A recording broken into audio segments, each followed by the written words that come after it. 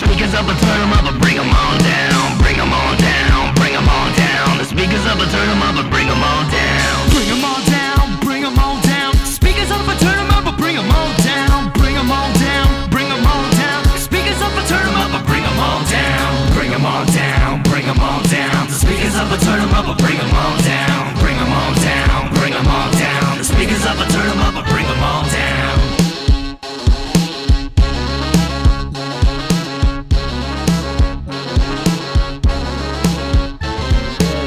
Ladies and gentlemen, it is Kendocast number 2.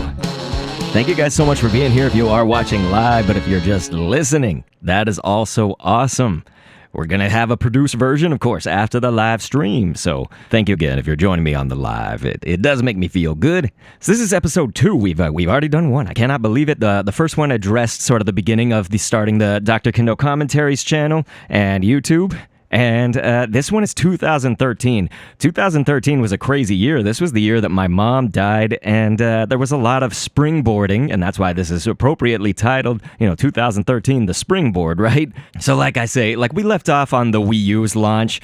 That was in November of 2012, and the Scribblenauts launched with it. And something I neglected to mention actually in the last podcast episode, since that's where it fits really more so, is that I really did hit my first video that did 1,000 views in a short amount of time, like maybe a day, ? There were 2 of them, and I called them Necessary Nintendo. I don't know if anybody remembers that. One of them was called Why I'll Be Getting a Wii U, and it was just me being so passionate about Nintendo's direction and the Wii U's upcoming release, talking against, I guess I should say, the arguments that I had seen on the internet against the Wii U and Nintendo. There was actually a lot of anti-Nintendo bias kind of at that time, which was weird because it was coming off the Wii having really much success and the Wii U. So anyway, these were well done videos, but at the same time, they were kind of nowhere near the quality that I would have today, of course, and I was only just doing YouTube for a year at this point, and not really capturing footage from online videos. I was mostly just doing game capture, albeit I was even doing lesser at that process back then though.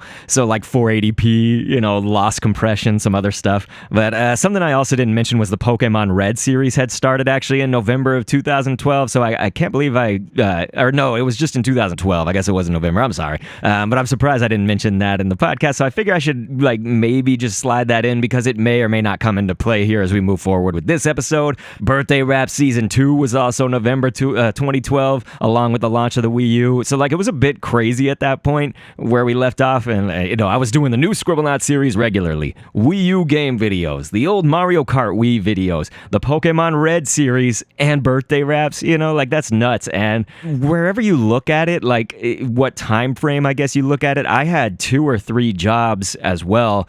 Again, depending on the time you analyze here, in late 2012, they were temp jobs, and I knew they were, and part-times.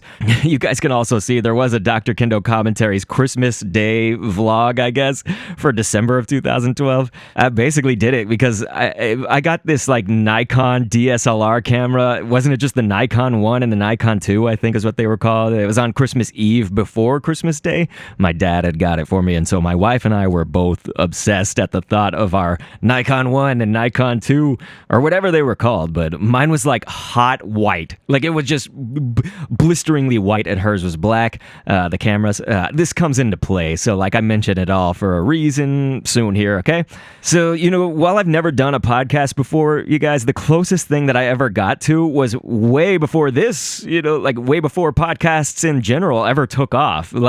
It was called Chalk Talk. Does anybody remember that? Chalk Talk episode 1, which I did on the topic of anime. It was literally just because I had so much love and so much fun with Wally Wynn and Steph of Anime. I talked about in, the first podcast how this content creation journey, you meet some really wonderful people, and these are 2 people that I just cited who I would die for. I met them really early on in the process and became such deep friends. It was nuts. Steph of Anime at the time was called Tamari773, so we were just trying new stuff, I didn't quite care about views yet, although the views were starting to roll in a little bit more slowly but surely with Scribblenauts. So when we're in 2013, there was a game that launched in 2012. You guys will probably know the title, but Sonic and All-Stars Racing Transformed.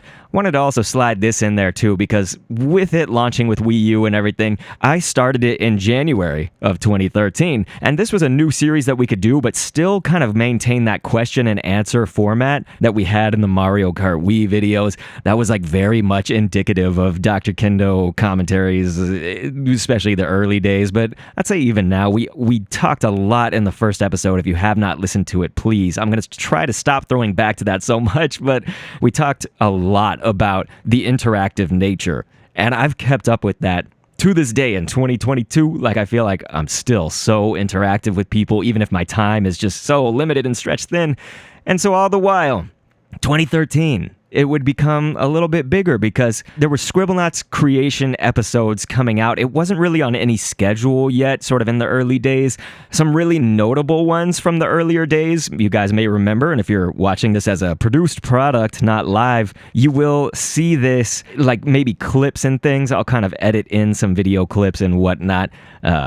And so, but let's see, it was like some notable ones from the early days were like episode 7 and 8 were like Slender Man. We made Slender Man, and the first attempt at a character who would be created, recreated, created and created over and over again, Sonic the Hedgehog.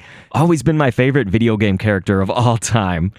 Oh man, it's a bit painful to be a Sonic stan sometimes, just because you guys know the path that he went on. But anyway, always been my favorite video game character. But the Scribblenauts creation series had me doing remakes later on, and other Sonics came out, you know. But that Sonic episode, that first one, was January 21st, 2013. This was where I started to get introduced. This was kind of where I can remember. I don't remember it happening before then, but around here was getting introduced to like comments that would pick apart your video, sometimes insult you in the process, you know, like that was actually new to me, believe it or not. That was not a new concept in life at all. I had started spiking my hair in, well, you guys know it from the Dr. Kendo logo. Actually, that is actually my head, if you're familiar with my channel logos. But yeah, like I had started doing that in very late high school, all through college and whatnot. And so like I was very familiar with somebody who would come up and criticize you, maybe if they didn't know you that well, or even if they did, and sometimes insult you with it. I didn't have it in art and video form, you know, like I had never been on YouTube before, right? So that was somewhat of a new world that was going to start opening up. The Sonic episode really did pretty well. In the beginning, when I talk about how these videos are doing good, we're not yet at viral, right? Like we're talking about like, oh, they might have done like 300 views by the end of the day. At that time, that was big for me. You got to keep in mind, I had less than 1,000 subscribers and all of that. And so like I was saying, though, the comments were largely about his arms. I made Sonic's arms blue. The funniest story to me is that then they would make the game in 2014, Sonic Boom, where Sonic's arms were blue. They didn't have the tan, the I guess, tannish color, I guess is best I can say it, peach. So yeah. That was interesting, man. So that'll play in later on too as we start talking. But like I was largely unemployed at the start of 2013, really. It kind of made it difficult to stay cheery in a lot of these videos. Like, even though my videos sound cheerful, like, gosh, you go back and listen to me, and some of you guys know this from the first podcast episode, and again, I'll insert clips where I can, but like, I sounded young and happy and vibrant, you know? It's like you hear me now, and it's like this gruff, it's like, have you guys, do you remember that meme that says, like, listens to The Cure once? I don't know why, The Cure is not hardcore, but listens to The Cure once, and it's like the hardcore version, so they'll show, like, Skarmory, and then it says listen to The Cure once, and it's Corviknight, you know, so like it becomes dark. So I have now listened to The Cure once, I think, and I'm dark Kendo. But yeah, there was like plenty of time at least to dedicate to all these different YouTube series when I was not applying or interviewing for jobs. And it was rough before all this had happened. So it was like 2013. It was essentially like the week before Christmas in 2012. I was working up until then for on a part-time basis, about 10 hours a week, doing social media for an oil and gas company. I debated whether I was going to name them by name. You know, like I could see that there being some kind of bad with that. But I don't give a shit, dude. I'm going to name them by name, man. This was Thigpen Oil or Thigpen. It's the dude's last name. name that owns it. But yeah, like the reason I'm going to name them by name and call them out here is there was some dirty practice, and I haven't worked there for over a decade, clearly, or just about a decade now, we should say. And so, yeah, if this bites me, then who cares? But anyway, Thigpen essentially laid me off without warning. It was about 2 or 3 months after I had started with them. They didn't give me some kind of warning, and they didn't ever imply that things were going bad, that anything was wrong, basically. So they just sort of like canned me, boom! Out of nowhere. And the reason was I was doing their social media, right? So like I was remote. They were in a part Cut and Shoot, Texas. You guys, Texas is full of like Missouri City, Texas. Like who would think that there's a city called that, you know? It's Texas, not Missouri. But anyway, Texas has everything. Like there's an Athens, there's Paradise, Texas. Like there's an everything Texas. So they're in Cut and Shoot, for God's sake. And they did. They cut and shoot me pretty dang quickly. So anyway, I was doing their social media here, not in cut and shoot. So I was remote. It was a little bit difficult to do it that way, just because, try to imagine communicating with them back then. This was pre-pandemic. It was like, 2012. There was no COVID or whatever. You weren't working remotely that often. A little bit more newer concept. And so they just said, like, we're not moving forward with you anymore. Like, please don't message us, blah, blah, blah. And they said, we are hiring somebody in-house. So they wanted to hire someone in office. So that I can understand, right? I can get that. Like, I can understand that they need somebody who's just local right there. They can, like, look over their shoulders if they need to and tell them stuff. Whatever, man. So I'm just telling you, it was a little bit whack because it came out of nowhere. And I had no indication that like they were going to do something like that. I would have liked maybe just like, hey, you can stay on for another like 2 weeks and then we're going to be pursuing, like some kind of lead up, whatever. This probably happens to people. I'm sorry if I'm complaining. But all right, we had a Mario Kart Wii series going on, though, around this time. The Puns of Fun Friend Room. And that started in 2012, but it was mostly uploaded in 2013 since it was like late in the year when we started that. And there was this great moment.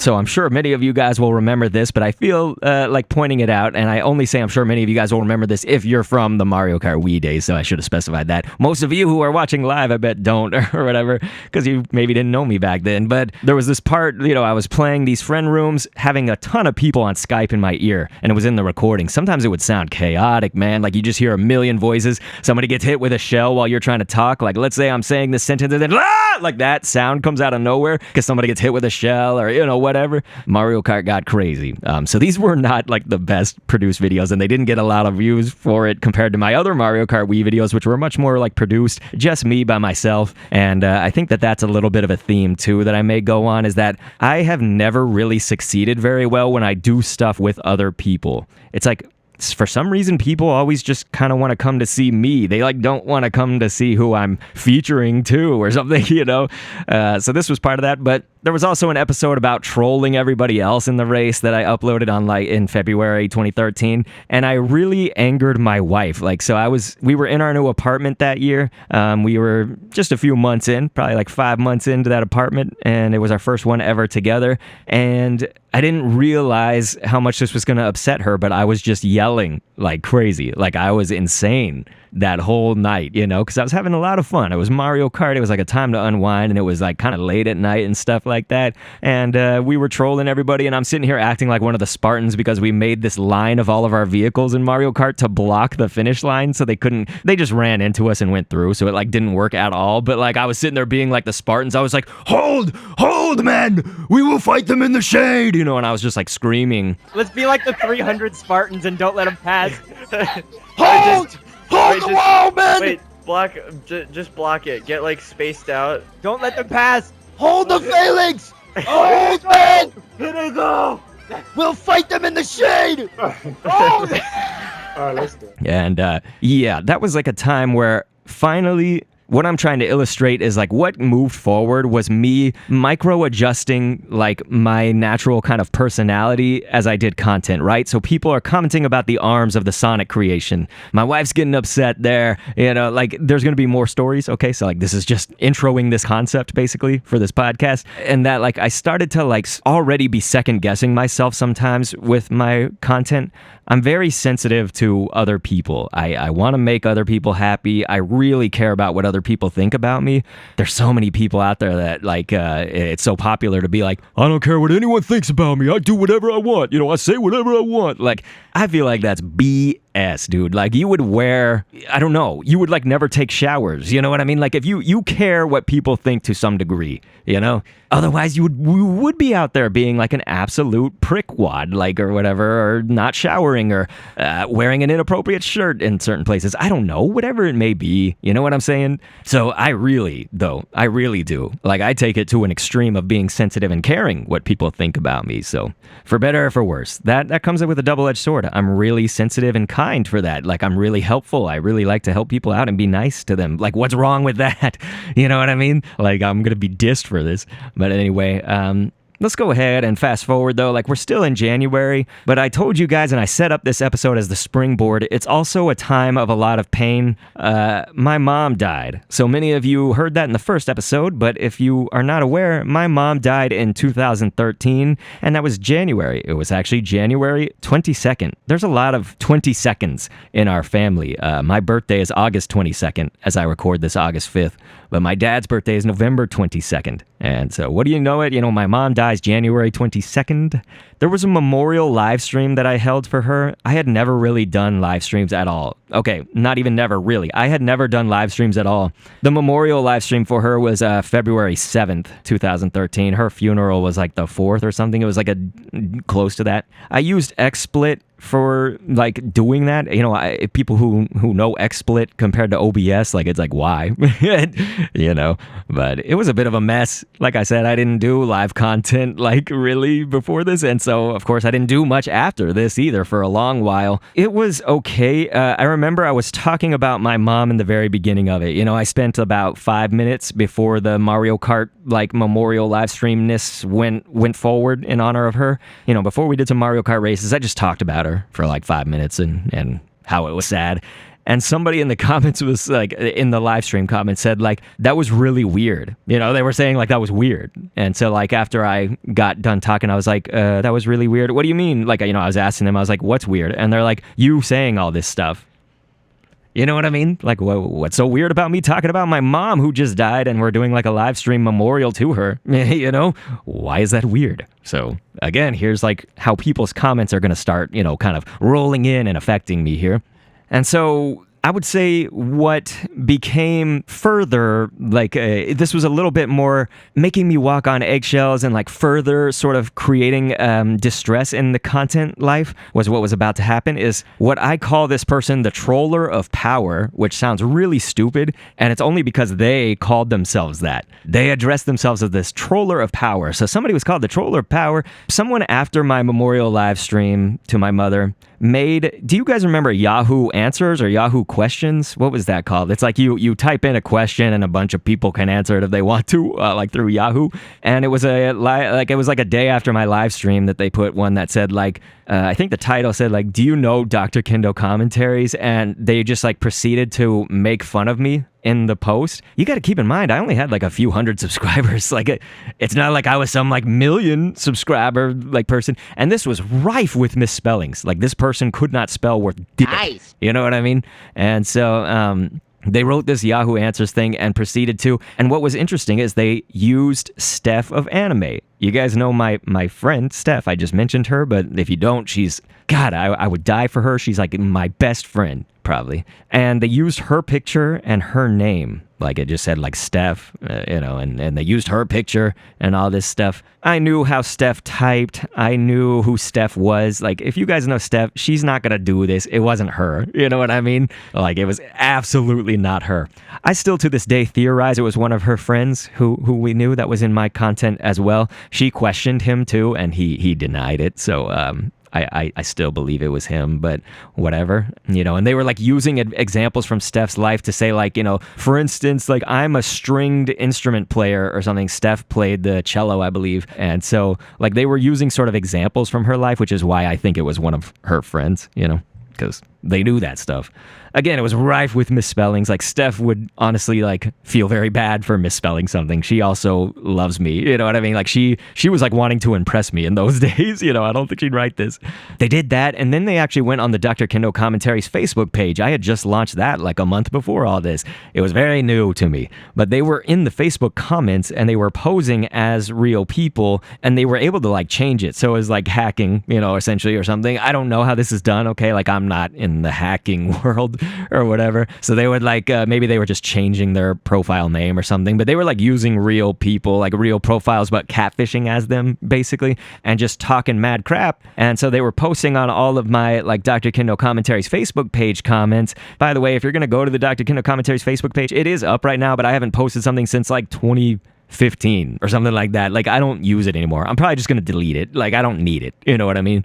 So just a word to the wise, you know, you don't need to waste your time on that unless you want to. But anyway, so yeah, they were talking smack, and they said something like, I'll be back on the next failed live stream you do. They meant live stream, of course, but they couldn't spell with she's. And so they were saying, I'll be back on the next failed live stream you do. Signed, the Troller of Power. Ha ha ha ha ha. It was like, you know, this is like a little kid. Like, this is like a douche. You know, like, this is obviously someone who doesn't matter, but to me, everybody mattered. And that's always what I think, even to this day, to some degree, I believe everybody matters. Everybody's important until, of course, they, like, kind of just prove I have to get them out of my life or something. But, you know, I was trying to grow a YouTube channel. I was trying to memorialize my mom, and, like, here's someone attacking me, you know?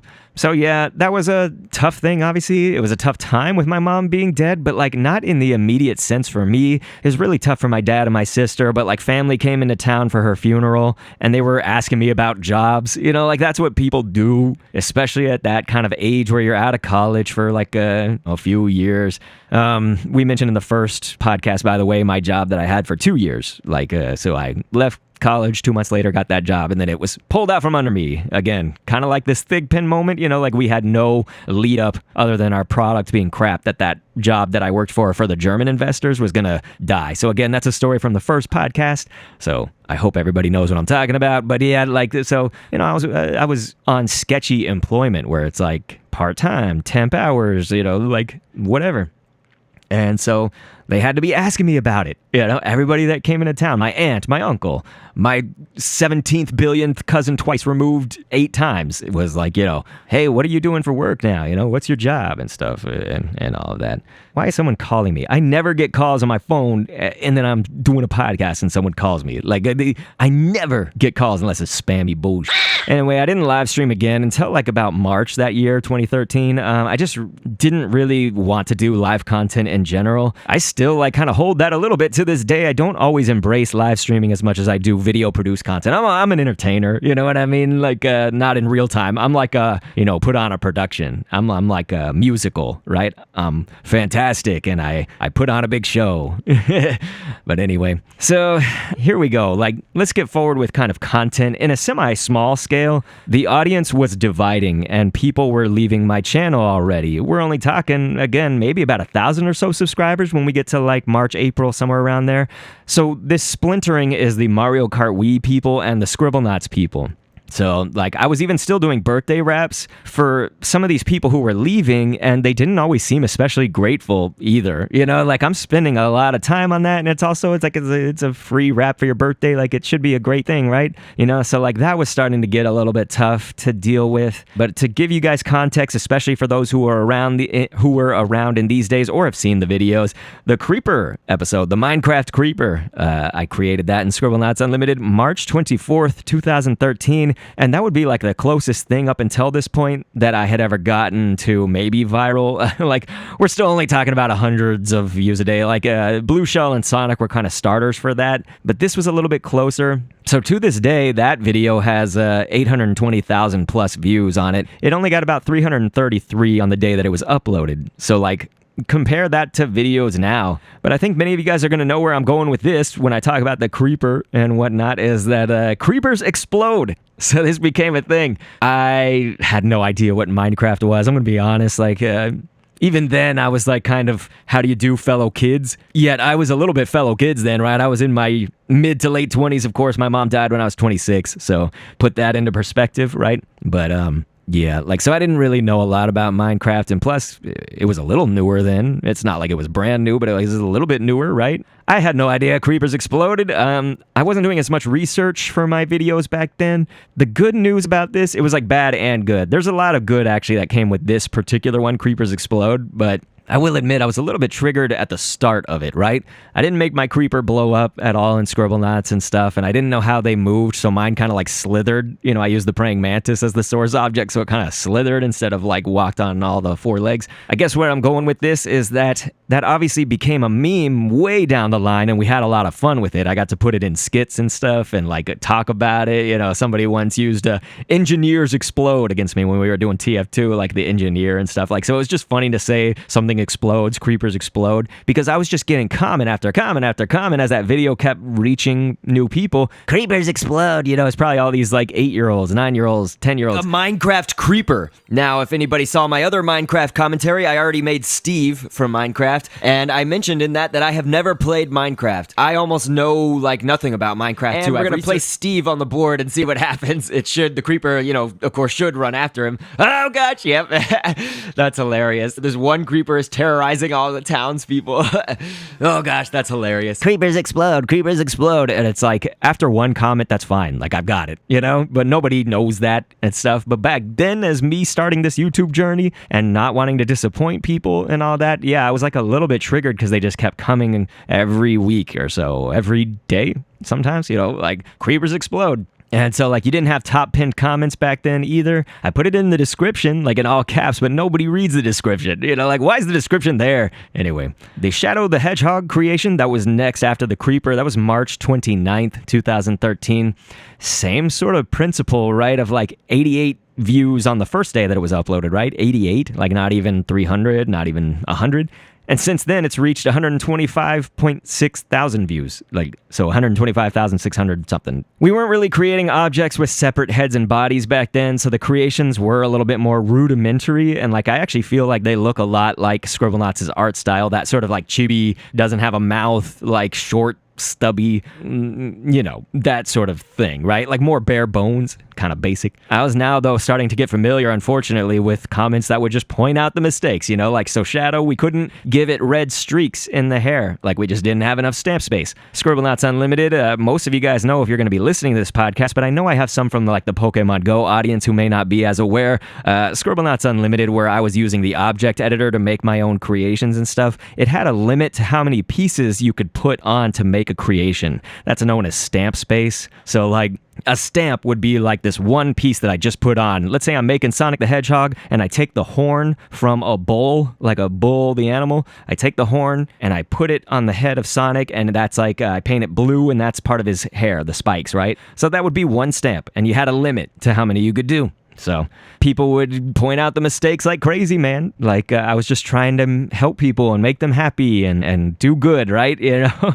And so I was uploading all these other videos, like I said, around the Scribblenauts videos still. Like, it's insane that I was doing this and looking for jobs and, you know, trying to be a good newly husband at this point. You know, I got married to my wife September 1st, 2012. So interestingly enough, where we are with this channel right now that I'm doing the podcast on, this Dr. Kendo commentaries, we're doing Mario Strikers Battle League. I actually had a Mario Strikers Charged commentary. Some of the old Mario Kart Wii friend rooms were videos too, but like the Scribblenauts creations, even like we did those specific ones about like Shadow, Sonic, Creeper, but we also did some of those generic ones like the hot dog with the green eye and a monocle and canes for hands and like whatever people wanted. Like they were like, make a cheetah with thunder, like lightning bolts coming out of his back, you know, stuff like that. And those ones weren't garnering a whole lot of interest. And, you know, even if like more than the previous things that I mentioned, so you think about like Shadow and the Creeper, those were gaining interest over time. So even if they did 100 views in the first day, they would keep getting the views.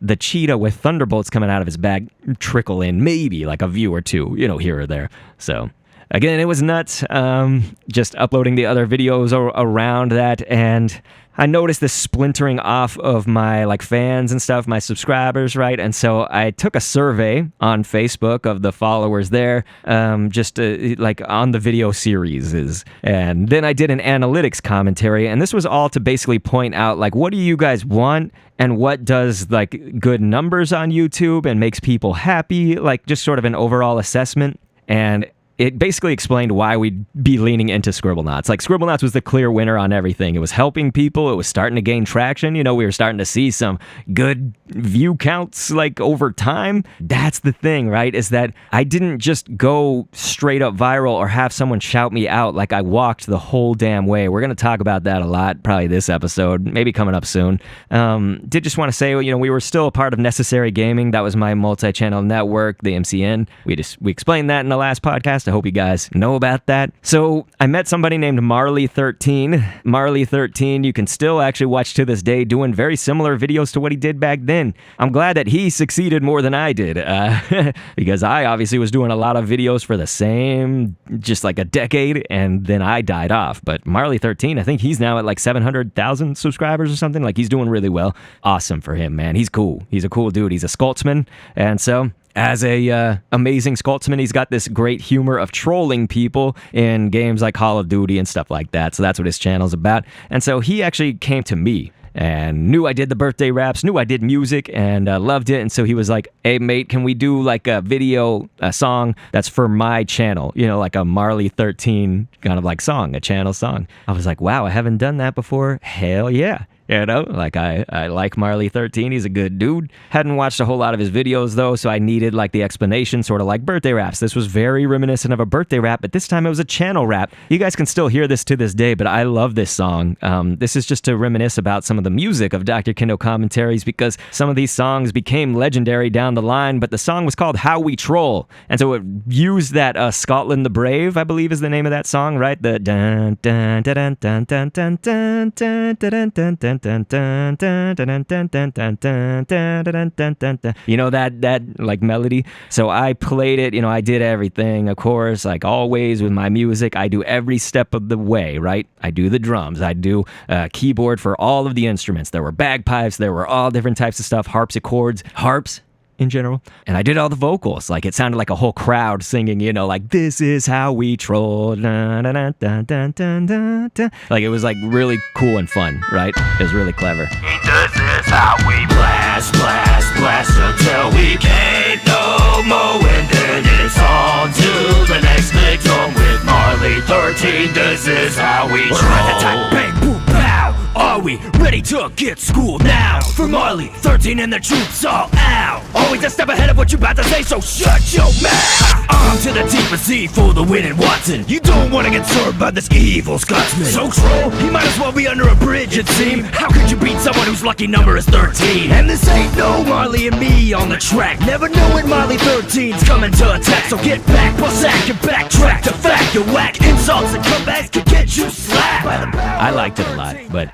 he did the lyrics of it, you know, like, and I gave him the lyrics. I typed them all out so he could just copy and paste them, but like, he put the lyrics in and he got some of them wrong. Like, I don't blame him or anything like that, but he wrote don't troll on the scratching part. I actually said so troll. So I was like, so troll, like that, and it was scratching like a turntable. And I actually do that. I scratch on a turntable. So even doing that, right? I didn't quite know, I think, yet the value of like niching down, as I would come to call it, basically. That's actually really important if you want to consistently grow on YouTube. And that's what I was about to discover, right? So like, this is, I'm going to admit, this is growth the hard way, right? This is the real way, but it's self-made. It relies on almost no one else but the viewers. That's why I say almost. Like, it just relies on some viewers and I guess YouTube to have a platform, but like, nobody has to shout me out. Nobody has to help me. I walked the whole damn way. If anybody ever asked me, how did you do it? How did you do it? Because this channel reached massive success. 200,000 subscribers at one point. We're at 68 million overall video views. I'm a character in 3 video games. I've done so much stuff. I opened the last podcast with all those accolades, but I was a legend. Some people say I still am. I'll leave that up to you. I don't want to brag. So I walked the whole damn way, though. If anybody's like, how did you do that? You know, how? What's the story? There's no massive secret other than what I'm saying right now. It was growth the hard way, self-made, and my videos, again, it was like a thing where my videos did good over a period of time. Instead of immediately good, it just stretched it all out, right? So like if I had a Sonic the Hedgehog video start gaining traction, it just stretched the whole views out. 100 views the first day, but boom, like in a year it had, you know, many thousands, hundreds of thousands maybe. I don't remember. Like I'd have to go into the analytics to remember that exactly. But then that would trickle down to another video. Oh, they watched me do Sonic, now they're going to watch me create Shadow. You know, it was like this really good series coming to fruition. You know, Mario Kart didn't quite have that much because it was Mario Kart Wii. The game was old. Scribblenauts Unlimited was the newest installment of Scribblenauts. Had just came out with the new console, which is the Wii U. This was good. I was like catching a wave of something new and something that had very good potential to binge watch the sessions. YouTube loves that still to this day. If you can make something that's like, all right, I gotta watch another one, you know? Do that. Do it. So, some more Scribblenauts hits over time, you could say. Not immediately upon upload again, though, but over a long period of time. Pikachu. The first time I created that, I made a Pikachu, you guys. Tails the Fox. And what's funny is that when you type in Tails, like Tails, sorry, in Scribblenauts Unlimited, that's why I named my character, but also if you type that in, it does come up with Tails like a suit, you know, suit Tails when they say you're wearing Tails, kind of like a conductor of a concert or something. That always came up, and it was so funny. Gosh, I'm so young and naive, aren't I, back then, because I wrote Scribblenauts' support. By the way, WB ain't got no support for this game, you know, like Fifth Cell, they weren't supporting this, you know, when you write them, nobody answered. This was in the early days too, like they launched their product. Nobody was answering, man. Scribblenauts people, if you're watching this, come tell me, all right? But I actually wrote support about that. I was like, hey, I called my creation Tails the Fox, you know, I called it Tails, and it's coming up with Tails the Suit. You know, so like, obviously the way around that is you could just call it Tails Fox. You know, you could just call it something else. Tails X, you could call it anything, just not Tails, right? So anyway, June 2nd, 2013 was the 2,000 subscriber special on my channel. So if that tells you how much we grew in that time, right? We were maybe like coming up on 1,000 or so in March, like close to that. 2,000 subscribers by June, man, we were starting to roll, right? And so I think I'll kind of like tease what we're going to talk about next. It's that I did end up getting a job and everything while I was searching in this whole meantime or whatever. But I am going to take a very short break so that I can get to my chat and just kind of recollect, and we will be right back to the podcasting, all right? So stick around, please.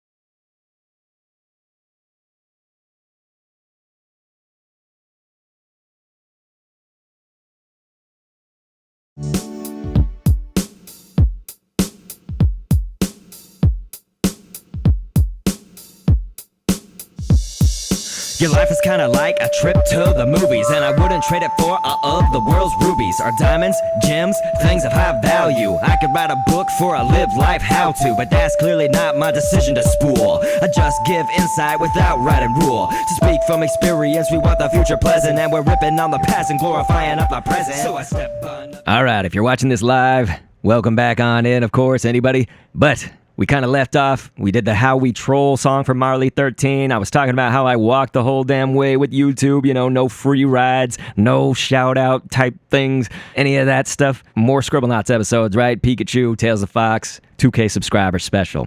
And so after that, this was like, in June, I got a job. I think it was actually like really late May, if you want to be technical, which we do. Maybe even late April. Damn, I'm sorry, you guys. Anyway, got a job at a construction place because I needed a job. I got this through a staffing agency, so this was the one that staffed me with that company, Zilliant. Zilliant is important because I go to work for them full time. I worked for them temp, though, back when I was getting married. They were good to me. It was a good place. So anyway, got the construction place gig, and it sucked ace, dude. They had me in this tiny little room in front of everybody. They didn't teach me anything about the business, and I was supposed to answer the phones and do some like data entry, and the data entry was fine. It was just the phones.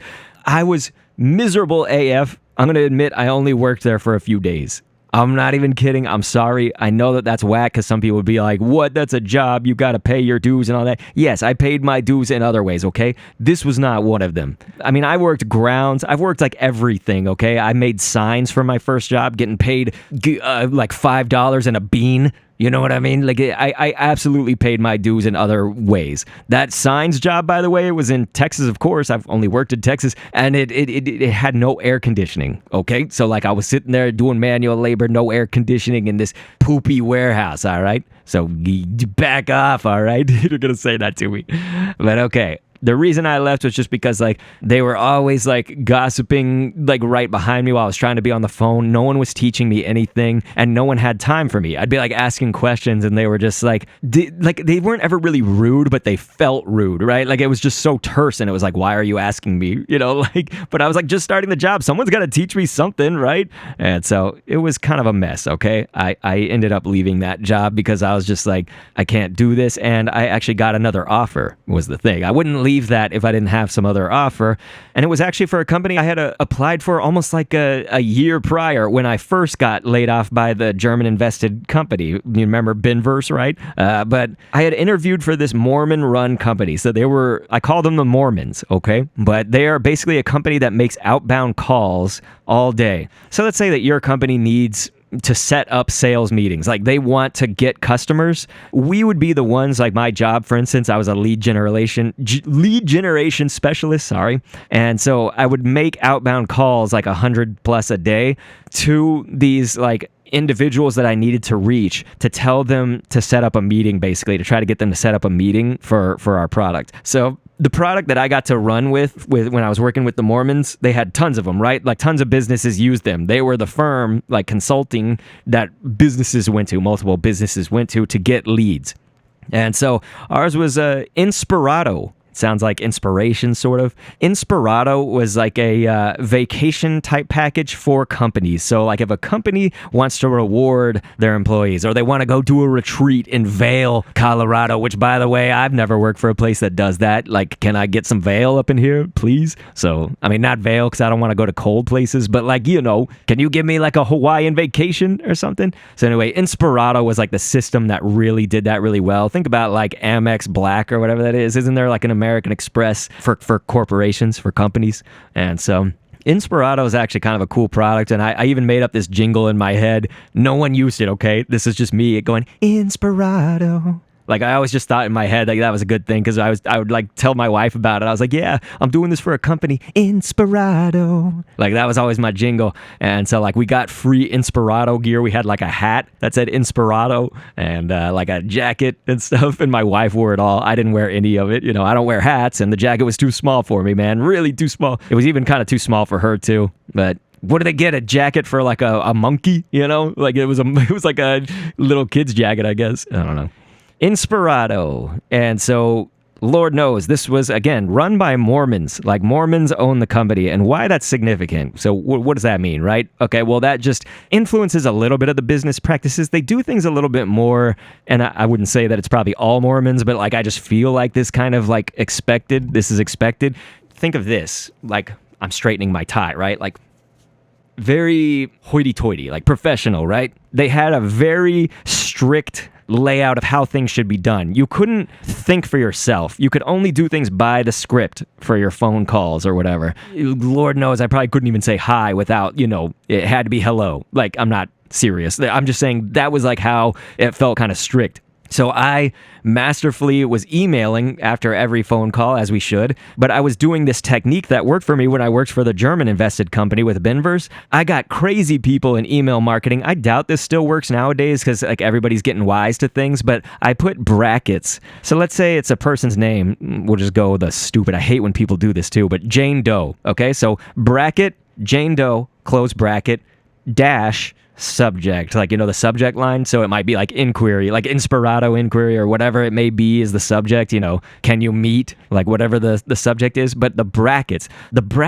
were consistently making me win at the German invested company. And so I tried it here with the Mormons, and it did. I got like, I don't know, it was something like 5 meetings in like a week or two. And like, that was kind of big because sometimes you'd get like 5 meetings in a month or 4, you know? I was getting them in like half the time. And the Mormons scolded me for it. Like, they were upset. They're like, listen, if you're going to do stuff like this, you have to come talk to us first. And like, you could have jeopardized some things, blah, blah, blah. Like, they were upset by that. They also made it very clear that they had like an attendance policy that kind of went by some books and stuff. And here's where we're going to tie this into channel and maybe something more interesting for you guys is that I was actually applying for my first E3. So Necessary Gaming, all of us were aware that E3 was obviously rolling around as we all kind of do before June in the video game community, right? And so we made the website Necessary Gaming. It had kind of everything else, but it didn't have like a news section with articles. So we made that for the purposes of getting into E3. The Necessary Gaming website did good traffic, like because it was connected to Necessary Gaming on YouTube. It had the radio show that I was hosting, some other stuff in the chats, the forums, and it just didn't have that news section. So we did that, and I became one of the writers. We had a few other people writing, and I'm going to make like kind of a long story short so we can get to the longer, more interesting story is that we all, like 4 of us applied to go to E3 from Necessary Gaming. This was a huge dream of mine, and my mom always knew it. This is where, I'm going to try not to cry this podcast. I don't think I will cry, but like this is really deep to me. I hope to explain the significance, but like it was the year that my mom died that I would end up getting to go to E3 2013, and I always wished that my mom could see me like go to E3. I know that sounds foolish, okay? But I just kind of wish that she got to see me realize this like mini dream of mine because I never thought I'd go to E3. I just never thought. Back then it was different too. It wasn't like anybody can attend. Like you had to be industry.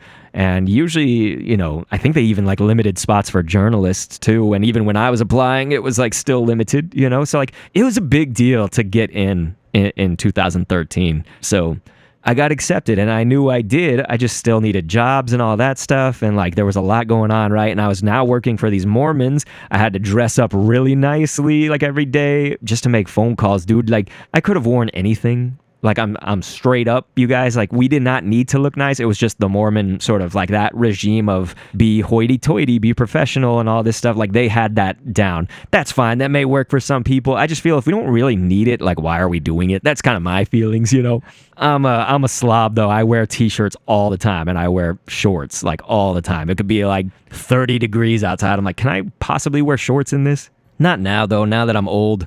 My skin, my bones, everything's brittle. I need to have some pants. I'll actually wear pants now, long pants, if it's cold outside. But anyway, tangent.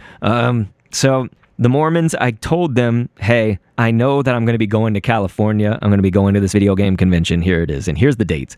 And it intersected with one workday.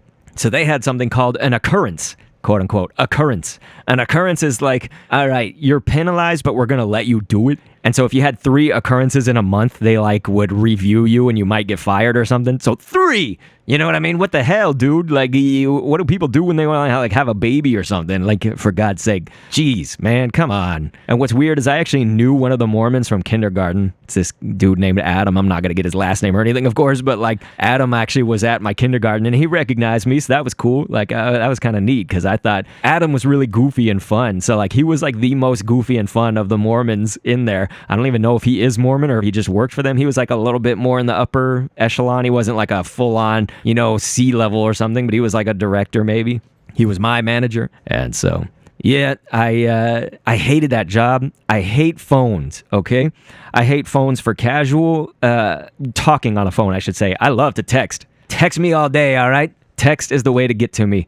I hate it. Even my wife calls me sometimes right now and I'm just like, wait, why couldn't she text me about that? And that's horrible. I should just be happy that my wife's calling me. When she doesn't call me, then I should have a problem, right? It may just be that she needs something, she's working in the office or something, whatever it may be. Like, I just hate phone talking. I hate it. I'm so bothered by it. I will go to extreme lengths to not talk on the phone. I just hate it. I just hate it. Ladies and gentlemen, though, knew I was going to go to E3. They said this will be an occurrence. So it's basically a mark against me, even though like I told them this preceded me joining their company. Like I knew it from the start, and I told them pretty quick. It was like a weekend or something like that. I told them. And so the whole thing was just BS, man.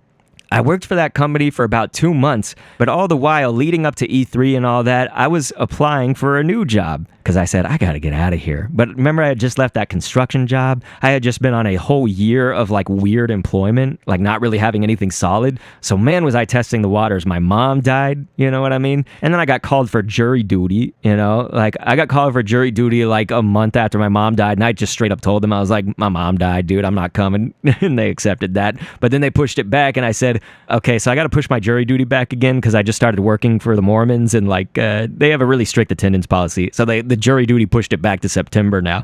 That was good. I had to stick with that, right?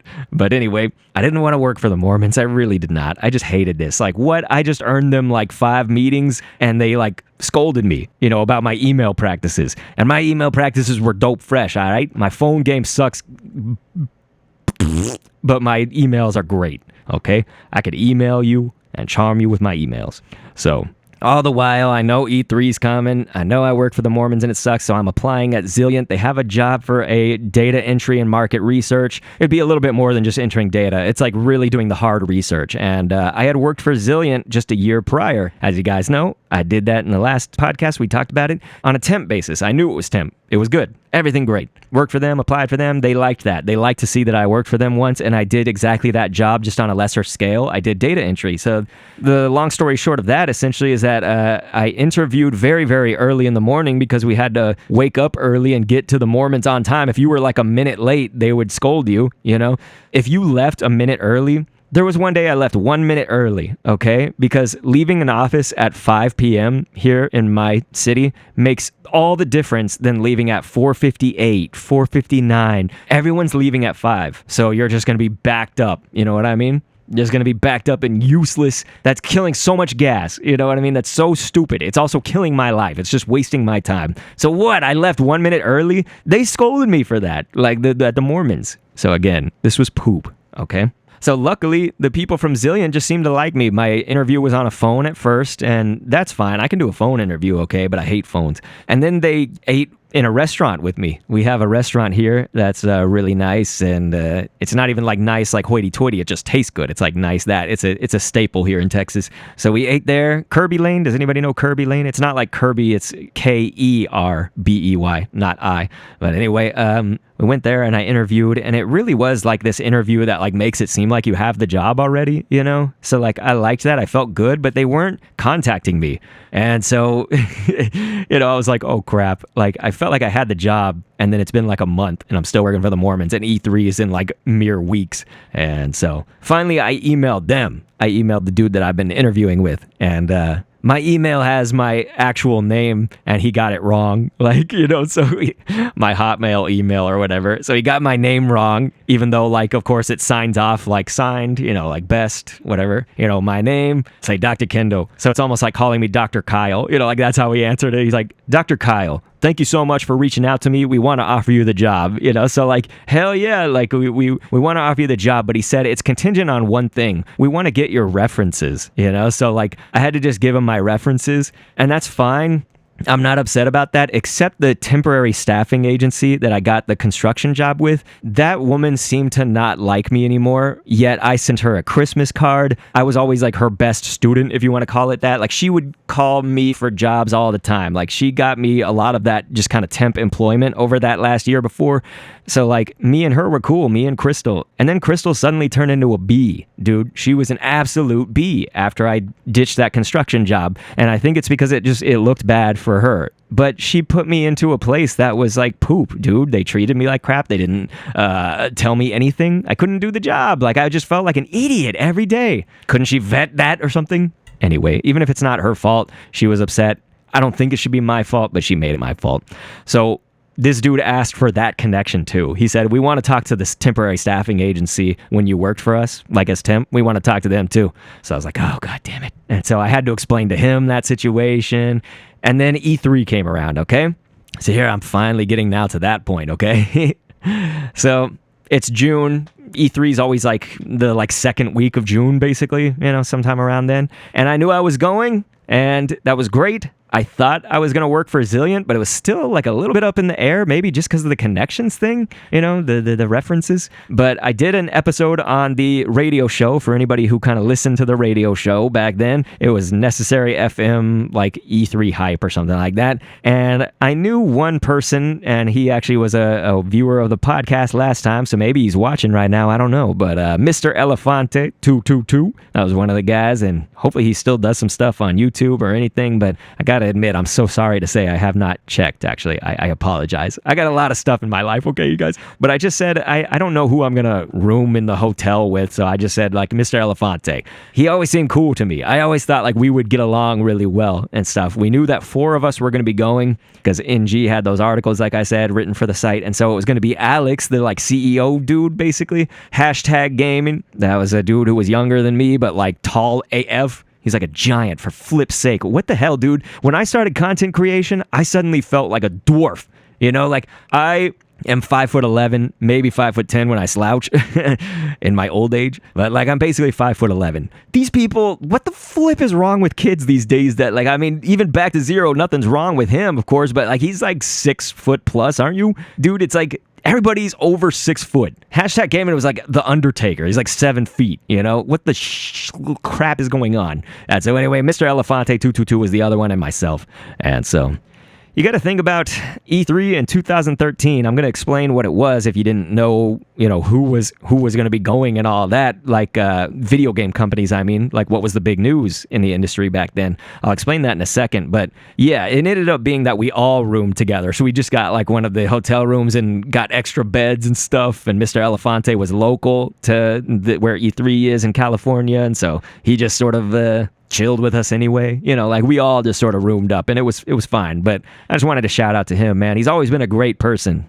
I think he and I made very different content, but like we so are cool. That would be somebody I would have loved to collab with back in those days, you know. Anyway, think about this all-star lineup, all right, from just Nintendo even. So these were the games that were shown at E3 that year. Mario Kart 8, that was the introduction of all these games, okay? Sonic Lost World, The Wonderful 101, Pikmin 3, Donkey Kong Country Tropical Freeze, Bayonetta 2, Super Mario 3D World. I'm probably missing some too, but like that's how many games. Like that's an expert lineup of games. And then what was the big thing was that Sony and Microsoft were expected to also unveil the new consoles. At that time, I guess that would be PS4, right? And then isn't it Xbox One? So we were set to see those like unveil as well. Nobody knew the names yet and stuff, but I got called, literally, it was on my phone, while I was waiting for the first day of E3 at the doors to get in.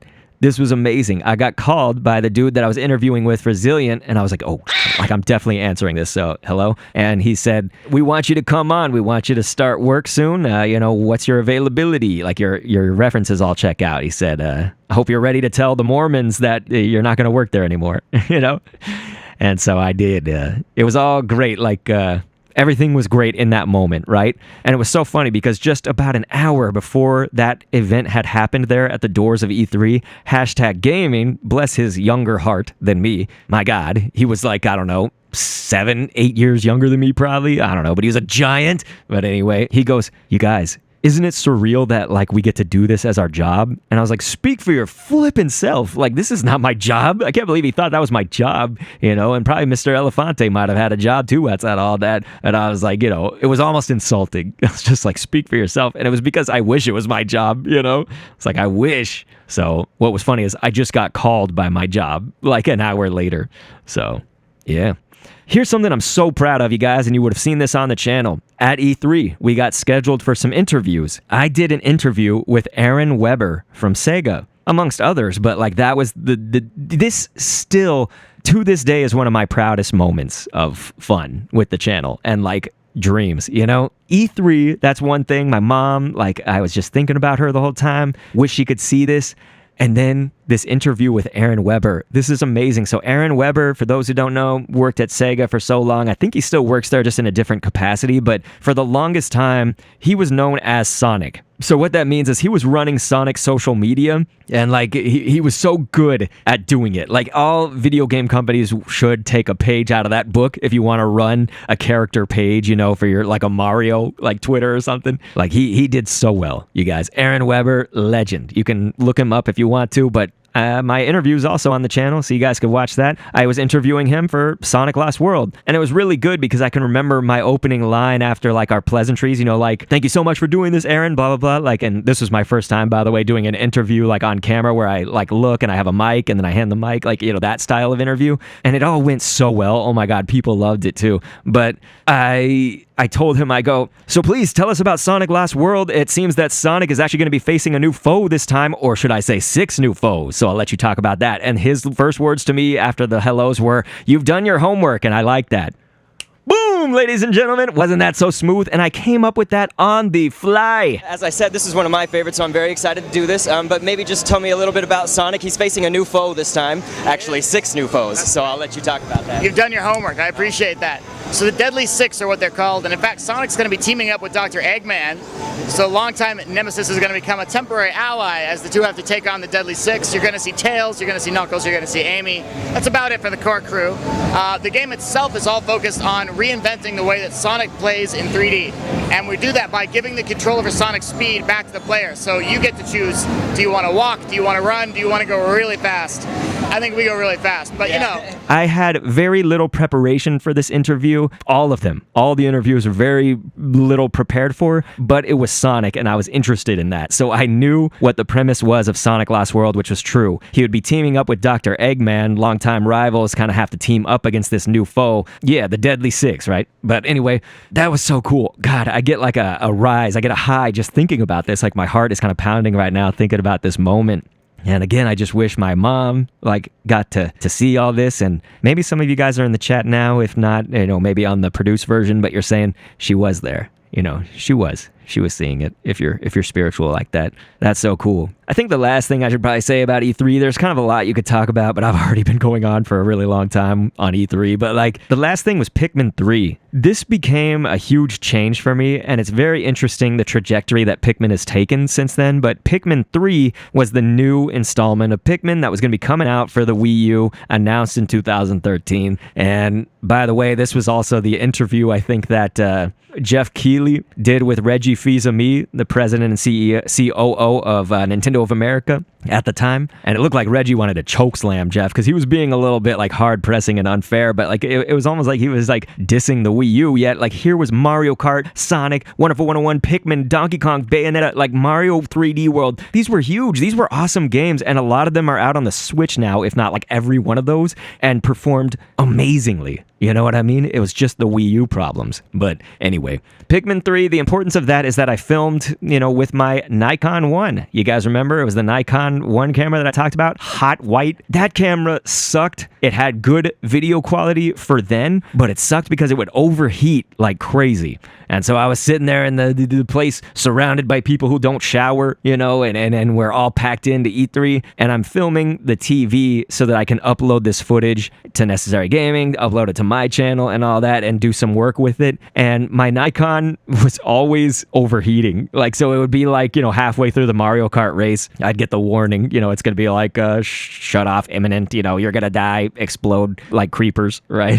So that was, of course, what came out of the creepers explode joke, is that like we would make a joke all the time. If anything explodes, you just say like explodes like creepers, you know. So a Nikon could explode probably. But yeah, that was intense, man, because I wanted to get some of this footage and be that like YouTuber who would get it out first before everybody else, you know. So I was starting to get into this like YouTube thing and learn how to grow, right? And so I got home. About a week later or so, they wanted me to start at Zilliant, and the cool thing was, like, they actually called me and said, like, hey, can we push back your start date just a little bit? Which was fine, because I had a little bit of money saved up from all my endeavors, and even still from the German invested company, too. Like, I am such a saver, you guys. Like, it's good and not good, right? I just often fear. That's the bad part of it. I often have fear about running out of money or something.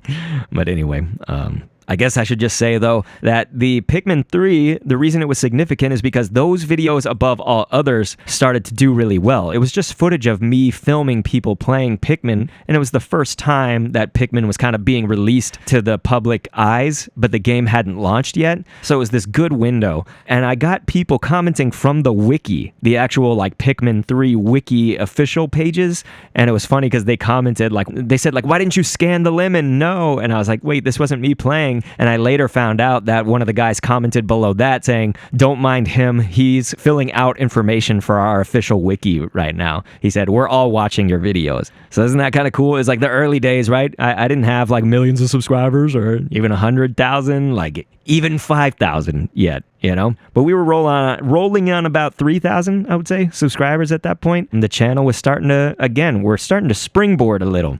And again, this is like a miniature jump. It's not like I just boom and then went into viral. Nah, it's like a mini jump up to the next installment of what our channel would become, huh?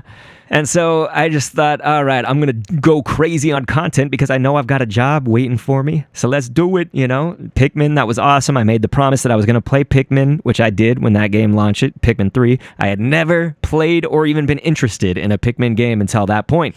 I don't know. I've just been missing out. I just thought I had prejudgments about it. I did not know it well enough, which is foolish, man. So here we go. GOFER Kendo. Does anybody know GOFER? Maybe I should say it like this. GOFER. Yeah, we got Rubber Ducky GOFER. So GOFER Kendo made the debut July 10th with Cabela's Buck Hunter for Nintendo Wii. Press A. Right now we're going to do a Top Shot Challenge game mode and the challenges, the 12 regions in the gauntlet that you have to finish. Then there's a shotgun and like we're going to shoot some birds. Make sure to switch back for the varmints and for the deers. And then we're going to look over to the right sometimes. This video didn't do so well. In retrospect, I see why. But I was having fun, okay? Like, I wanted to also... I got this job coming up, like, so I'm just going to do some videos that are goofy. So I knew I wanted music, right, on the channel. We already addressed that last podcast. We've addressed it in some of this. Music was a big thing. Being really interactive with subscribers was a big thing. The other big thing was that I wanted voice acting. How can I do voice acting, you know, with this channel? This was one way.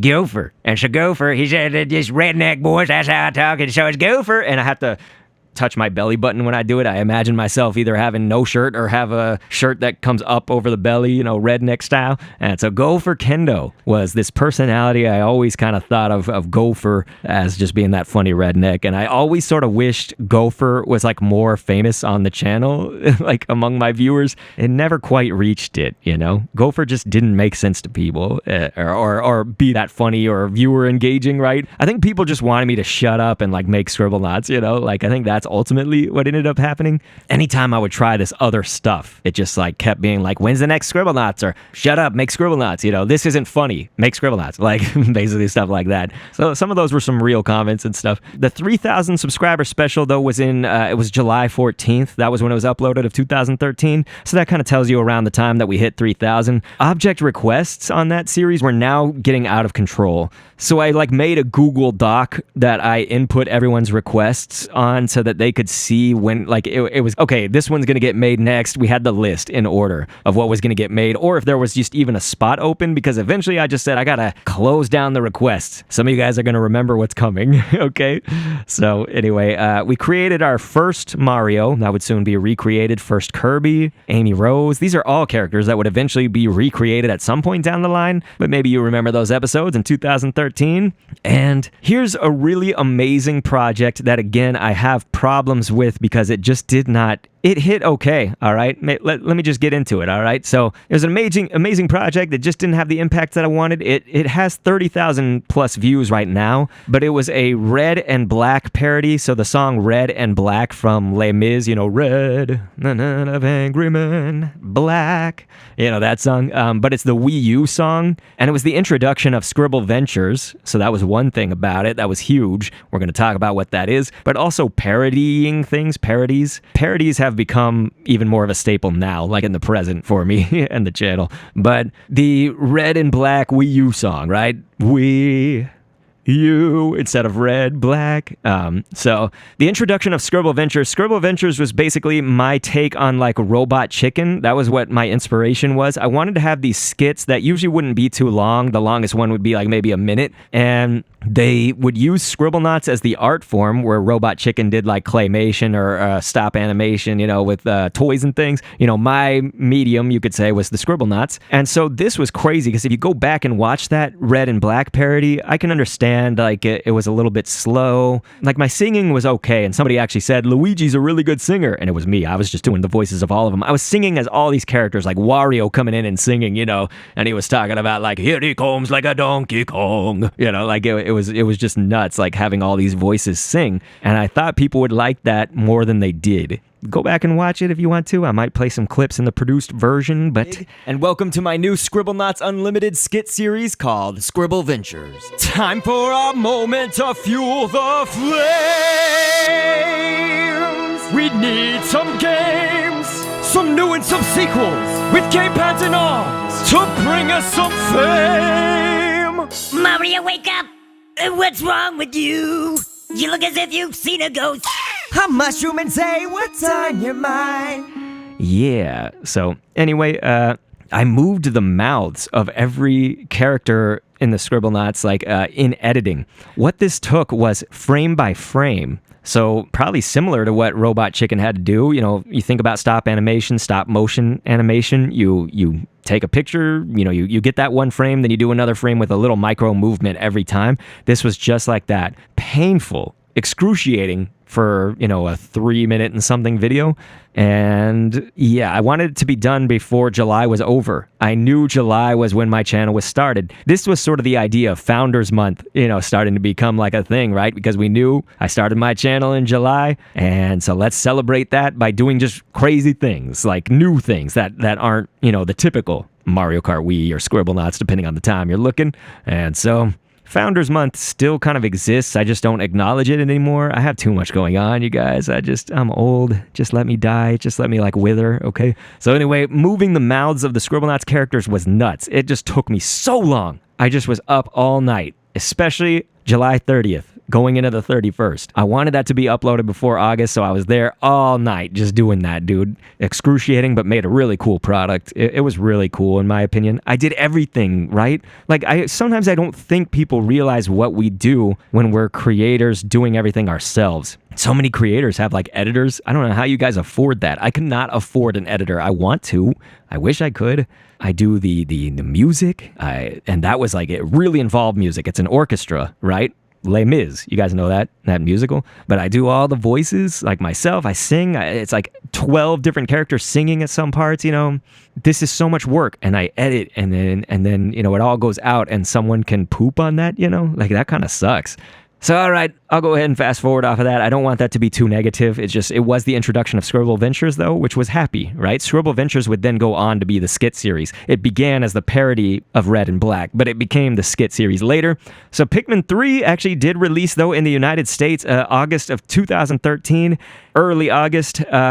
This was staggered releases based on regions. And so what that does to your mental health when like making YouTube videos is weird. If you're me, like trying to grow the channel and discovering, hey, it's working when I get first to the product. You know, that's what I started to discover. That's what all the journalists knew. That's what, I mean, news on Twitter, right? Like to go viral nowadays, you don't have to be accurate. You don't even have to be good. You just have to be first. You know what I mean? Like that counts for so much, which sucks, you know, because I have so much to do in my life. Like, it is hard to be the first one on the scene.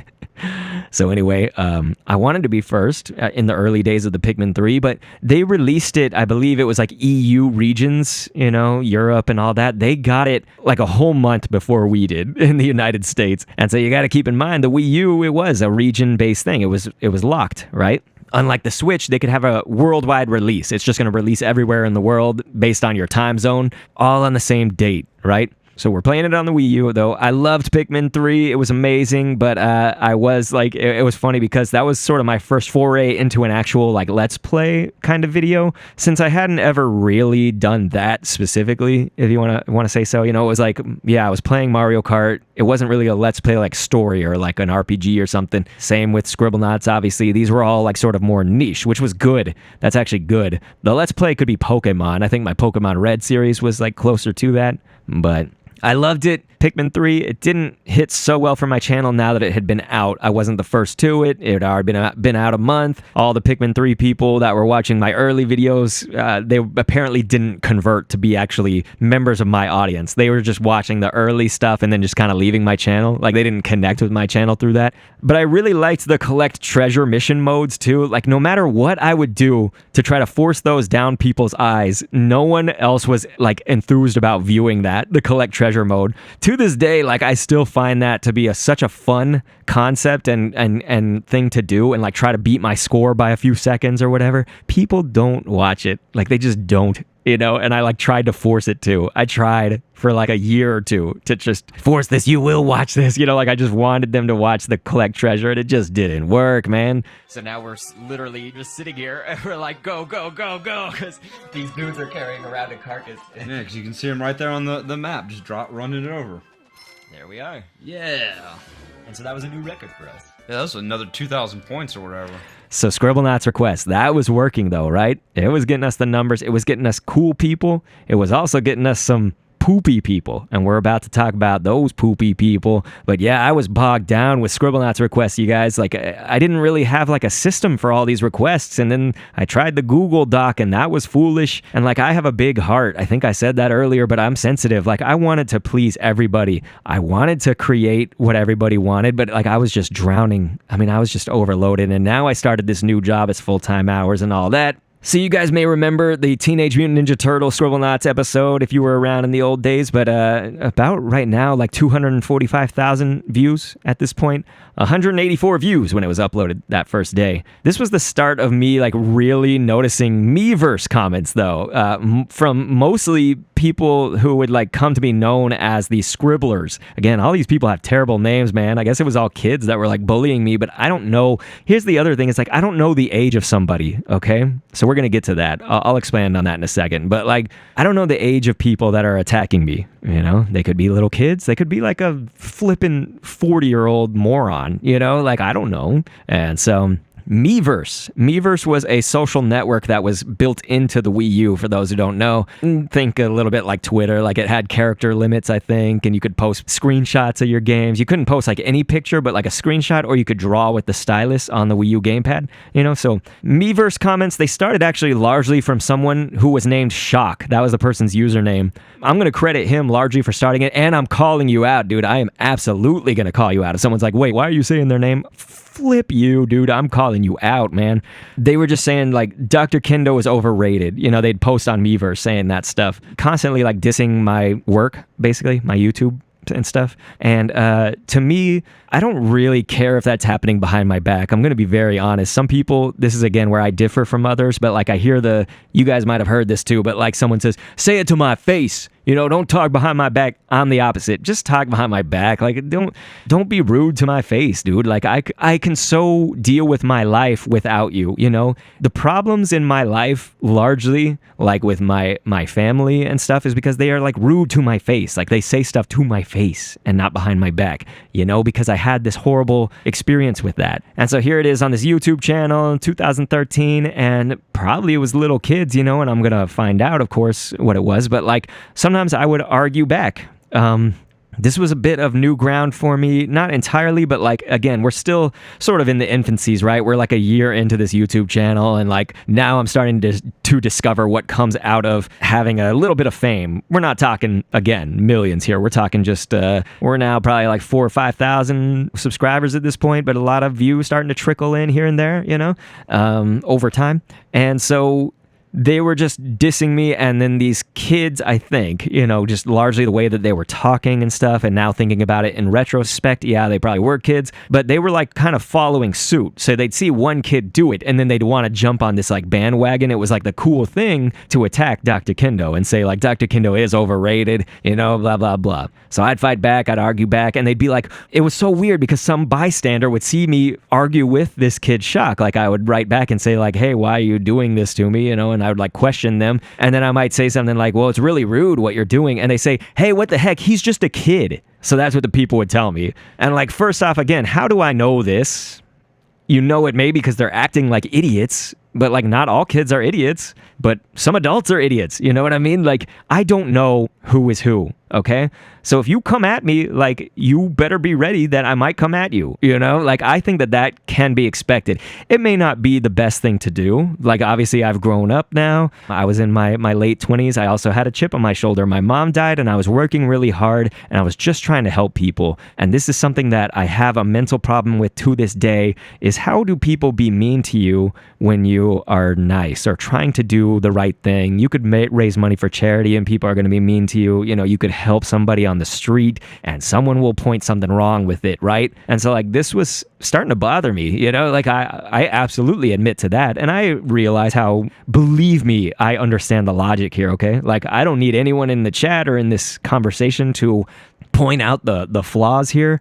I'm getting more to the root issue of like what's going on at that time, right? This was 2013. My channel was kind of like starting to gain some traction. There's something to that. Like if my channel's doing kind of good now, like there's a reason, you know, like people are watching my videos for a reason, right?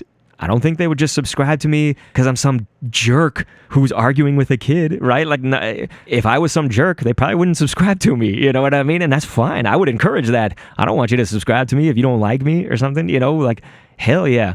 So this was just foolish, okay? And so it would just be kind of like a normal thing, and I was actually pretty nice too. Like on Miiverse, first off, you couldn't like cuss, so it's not like I said, hey, you blank, you know, you 4-letter word. Like I wouldn't say any of that stuff, but like I would just call them out. I'd just be like, well, you're being really rude, you know, like, can you please stop this? All the while that this is all going on, right, in the content life, my Zilliant job is now starting to actually get a little bit worse. Like it was kind of good because I was like, hey, I worked for this company temp. They were always really cool. I could like wear what I wanted. Like I could dress like this right now in whatever t-shirt, you know.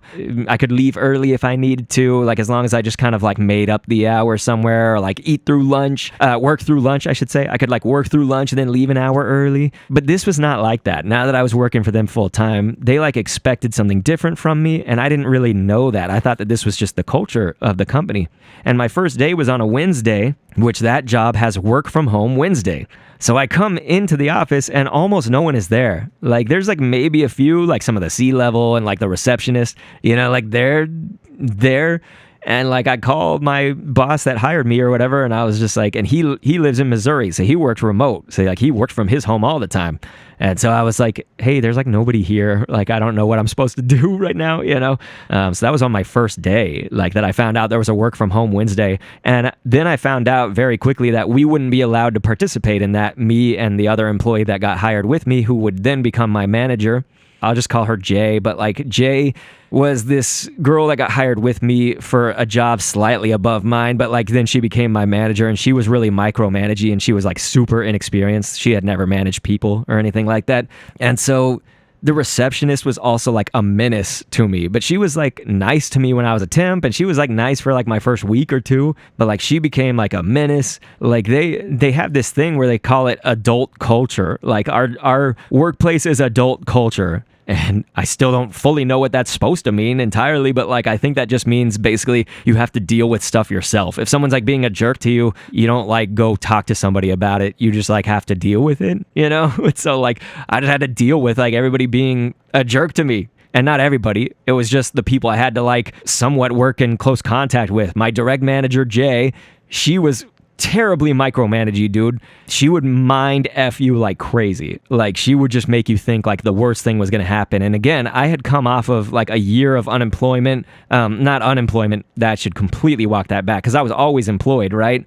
I just had to keep searching for jobs, right? I was never full-time employed anywhere, right? For a whole year. And you can think about all these jobs that I'm telling you guys about. The job for the German investors, it was completely ripped out from under me. No lead up. The job that I worked for the oil company, same way. They just canned me on the spot. You guys remember that mobile company? I mentioned this in the last podcast, but I did that mobile research. I was doing their email marketing. Completely similar story where it's just like, we can't keep you. Like, you know, he let me work there for like another week or two at least, so that one at least had that. But like, yeah, so the point is I was very like nervous, you know, and money scares me. I think I've told you guys in the last podcast, but like money rules my life. It ruled my mom's life when she was alive. She could have enough money for something but still feel like, you know, like we were really struggling, like it's code red. And I've been in all sorts of like income in my life, you know, never rich, so I guess I haven't been in rich income, but like I've been in situations where we were okay or situations where we were awful. And I personally have been in situations, I actually just checked before this podcast and it hurt me. I don't know why I did it, but I have like $168 in my checking account right now. So like I'm actually a little bit nervous. But anyway, the point being like I've been in terrible situations, right? Where you have like $10, $20 to your name or whatever. So I've been kind of everywhere. Money just rules me and makes me very nervous. And so that was really nerve-wracking, right? Like this micromanager of mine, Jay, she would like always like she would like threaten me, you know. She's like, I'm gonna report you for insubordination, like if I told her like I just need to leave 5 minutes early, you know. Again, and that job was downtown. We worked in the heart of downtown here, and we're a big city, you know. Like, so if you imagine the downtown of a big city, that is crowded AF at like work ending time, when work ends at 5 p.m. And so this was just like the Mormons. Like I would try to just say like, well, I'm gonna leave like 5 minutes early because I came here 15 minutes early. And if I told that in a nice way, there, I just said her name. Okay, well, and so like if I told her that, she would like get up in arms about it, you know, and she would say like, you can't do that and stuff. And like she would like manage me that way. Like if you're managing someone's time, if they're leaving like 3 minutes early, that's like not getting to the root of an actual problem. Because I was outperforming everyone. At the Mormons, I had that email thing that worked really well. At this job, I was the hardest working dude. Like nobody ever saw me take a break. And there was kind of a reason for that, because I started feeling like everyone was watching me. I started feeling like I was being micromanaged. It was really unhealthy. And so I actually started to notice that there was this kind of bulge feeling here in my throat. It's right there. This has not left me since then. So I started developing that probably in the very late summer of working for Zillion. And what I've come to know, I thought this was neck pain. I thought it was from the fact that like their chairs sucked and I had to like ergonomically sit horribly, which was true. That was part of it. But I thought it was pain. I thought it should be classified as pain, like a physical problem, not a mental thing. I later come to find out this is very likely a mental thing. And I'll explain why. But anyway, yeah, just like being mentally effed and mind effed here, like, and micromanaged like that. That job was also an open office. You guys know what an open office is? It's what it sounds like. Everybody can see everybody's business, you know? I hate that. Like, I don't know about you guys, you know, I hate phones, right? I hate being like exposed out there, you know? So like, for instance, if someone was walking by, like they would see whatever you're working on and stuff. Like it was just, I do not like that environment. Everybody can see you if you're like slouching in your chair. And so like, I love to slouch. I'm doing it on these podcasts. I've been slouching and stuff. I can't sit up straight. It hurts me to sit up normally. Like I guess like a real human? What? I don't know.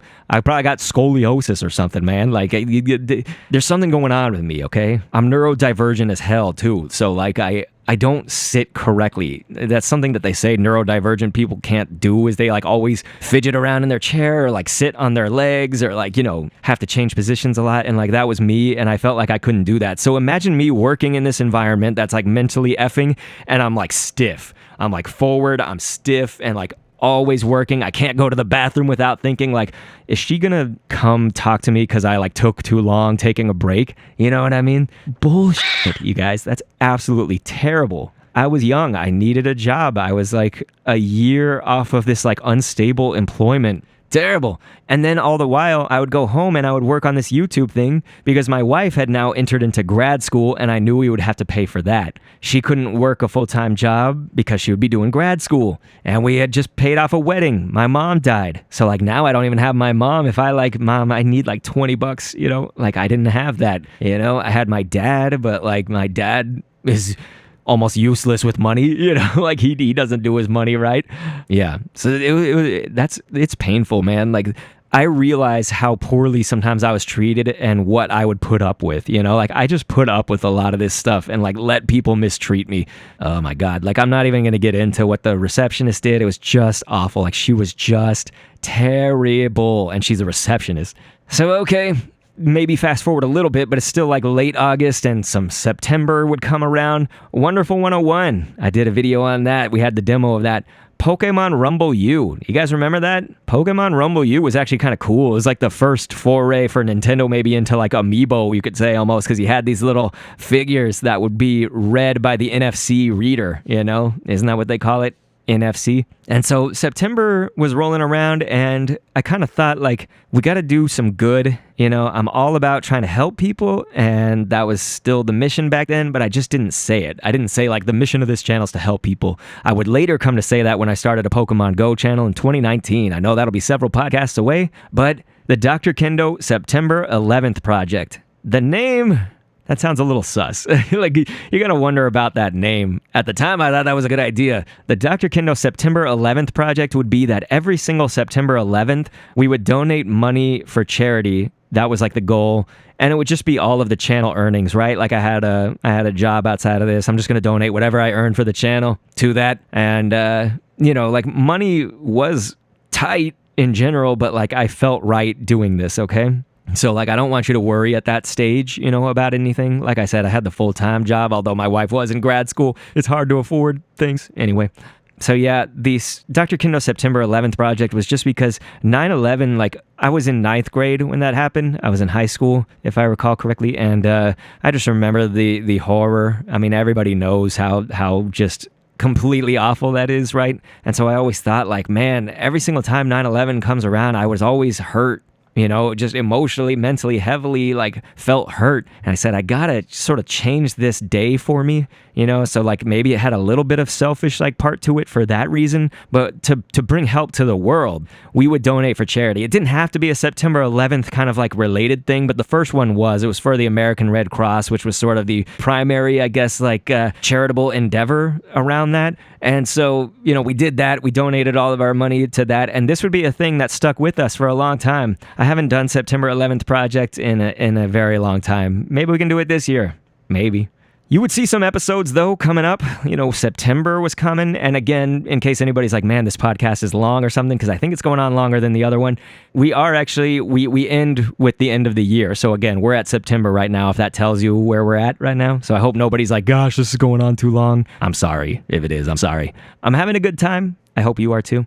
Well, we made the Mega Man and like Eggman episodes and the Master Chief creation. So Master Chief from Halo, that was episode 34. And I remember someone's comment on it. It was like, you missed the scuff marks on his chest or his pecs. And they actually used the word forgot. So they would say, you forgot. This became like such a huge thing that I hated that I blacklisted the word forgot. Because I hated this so much. I didn't do this until my channel went huge, okay? So this like still forgot. So you forgot the scuff marks on his chest. It's like, are you kidding me? Like that's what they're gonna nitpick, you know what I mean? And so like to me, that doesn't make a difference. Like, do I really need to include the scuffs on his pecs? I'm sure there's some important story to that. I don't play Halo, all right? I don't know this stuff. But the scuff marks on his chest, dude, it's like, it's Scribblenauts. Like, and back then we were doing them a little more rudimentary, remember? Like a little more basic creations, not really detailed, not getting every single detail right, which we would come to do, and it's all because of these people's comments, which is good and bad, okay? This is like being micromanaged, right? This is just like it, practically. It doesn't feel good at all. It creates an uncomfortable situation. It does make you sort of like fix mistakes in the future, but there has to be a balance there. Like it should just be handled better, and people were absolutely rude to me about it rather than being like constructive about it, or complaining about something real, right? Like imagine I didn't give Master Chief a head or something. Hell yeah, come complain to me, like something real. I remember there was some Scribbler on Miiverse who posted a screenshot. They like downloaded my Master Chief just to post a screenshot of it and said like, I could make this while I'm asleep, and so I like commented to them and I said, okay, can you please do that then? And so they like made it and like posted it as a reply to me, and I said, did you do it while you were asleep? And they said yes. So you're just dealing with like unreasonable people. And again, we would come to find out that they were like largely kids, and I was kind of getting a grasp of that. But once again, like I told you guys, like I don't know who is coming at me. They could have some kind of disease. They could be like cancer ridden or something, and you'd probably be like, don't, insult this person. If they come at me from the other side of a computer, like I don't know what I'm dealing with. Like I cannot be faulted to, talk down, I guess, like talk down to a kid. He's on the internet. He's like attacking me. If my kid goes to the internet, like now I have like a big feeling about this that other people may not. But if my kid starts like going trying to troll people, boy, that I'm gonna like shut that down, dude. Like I would be so disappointed. I just hope to raise my child where he feels that he doesn't have to troll people, doesn't have to insult them to feel better. Any of these things. These are kids that are probably in pain. That sucks for them. Be curious, not judgmental. That would be a good thing to know nowadays. But again, I don't need any of this logic. We're just talking about the situation at hand, okay? And what I was feeling at the time. I was younger. We were all younger. So this is kind of cool. Towards the end of September, Wally Wynn came to visit me in person. So this was a bit daring, but I knew Wally because at this point, hey, we've been friends for like a little over a year. You know, you think about the channel was live for about a year. We did the Mario Kart Wii stuff even before that. That's how we met. I was so close to this person. He wrote me a card and I gave him my address, which I don't do with anybody. No one's getting my address, okay? So I know that some of y'all are like, hey, I want to mail you something or whatever. Like, I'm sorry. I just can't do it. There's actually a reason for that. If anyone wants me to get into that, maybe I'll just do that after the podcast. Probably won't leave it here because this episode's long, I know. So Wally Wynn, though, he came to visit me here in my hometown, and we did episode 35 with Arcanine and Hitmonlee because of him, the Pokemon. So that was actually because of him. I said, hey, what are your favorite Pokemon? And he told me. I said, I'm going to create them for Wally to come here so you guys can go look back at that. I have a lot of abandoned video footage, though, of Wally and myself, almost like a vlog. I was like filming a lot of it, you know, and I just never put it up anywhere. It was going to be for a 1 million views special because it was around that time, like a little bit later, that I hit a million overall views, right? And so that's what I wanted to do it for, and I never did. Maybe I'm going to showcase some of that here if I can get it. I think it would need to get off of the Mac. I think it's still on there. I have a Mac computer over there that hasn't been touched in forever. Dr. Kendo is playing Wheel of Fortune. Let it be known. D-H, you got it. That's the game. See you next time.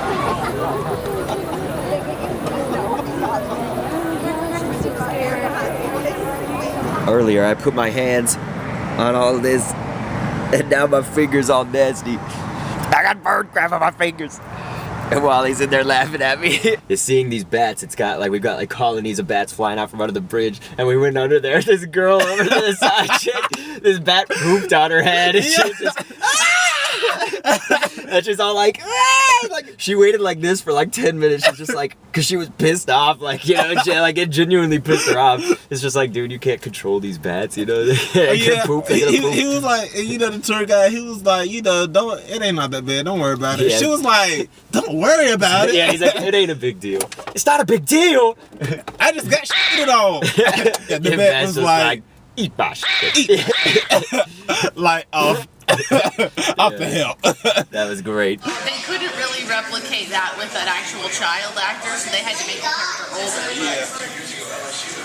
Are you filming us talking about Twilight? Oh gosh.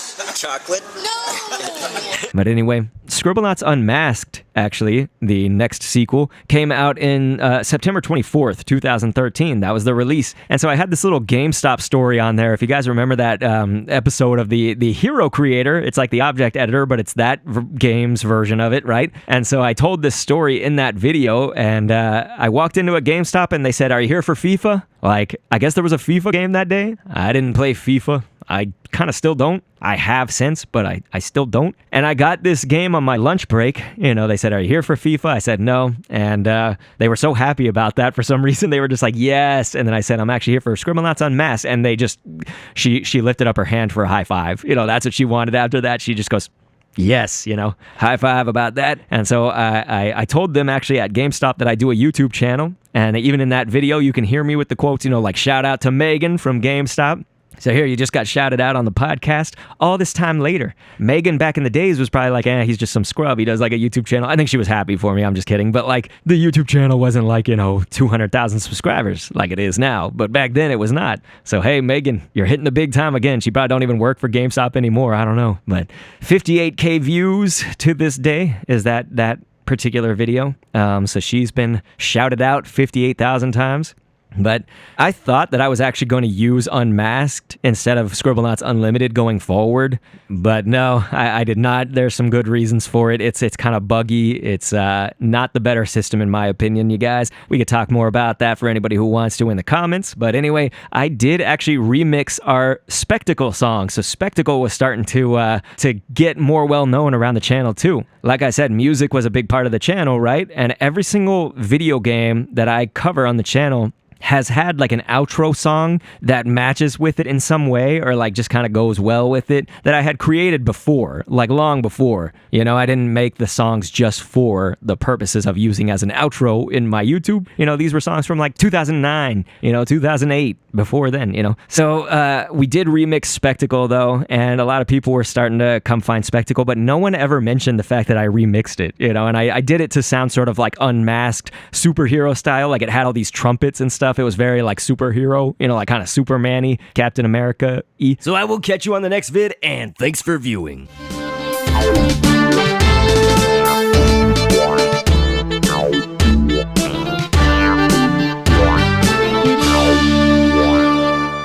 But yeah, like Wii Party U, Sonic Lost World, Wii Sports Club, Wii Fit U, all these I was making videos for, all while keeping up the Scribblenauts, and none of them performed, I would say that those in the long run performed more like decent good, not great, but like decent good, except for the Sonic Lost World like fell on its head. I don't know, that game didn't really hit so big, or maybe my video sucked about that one, I don't know. But I did episode 40 of Scribblenauts for Charizard. There were Scribbler types again on Miiverse who were just like hating on it, and I kind of found it to be okay, like at least the body objects that I was using. I'll obviously admit that I became a way better creator over time, so like obviously those were my early creations and stuff, but like why diss somebody, for what they create? I'm not gonna diss somebody who's like trying, And so like somebody's comment on Miiverse said, is this good like a 10 or is it bad like a Dr. Kendo's Charizard? Like that's what they'd be saying on Miiverse. And, like I was just always pretty polite after I got, lambasted that one time, somebody saying like, oh my gosh, you're like talking that way to a kid, and I didn't know. Of course, I still don't think I was in the wrong then, but like I still was very more polite beyond that point. I was like walking on eggshells with people. But Scribble Ventures episode 2 would come out a little, I guess after that, like shortly after. It was much more like the Robot Chicken styled skits. It was great. It had like the Riding Medic. Do you guys remember the TF2 Medic? The song that I did, it was Riding by Chameleonaire, but Riding Medic instead of like Riding Dirty. They see me medic, cause I'm a doctor, patrolling and trying to catch me healing my team. Trying to catch me healing my team. Trying to catch me healing my team. Trying to catch me healing my team. Trying to catch me healing my team. And so people generally liked it, but like I always thought it was gonna be bigger than it was.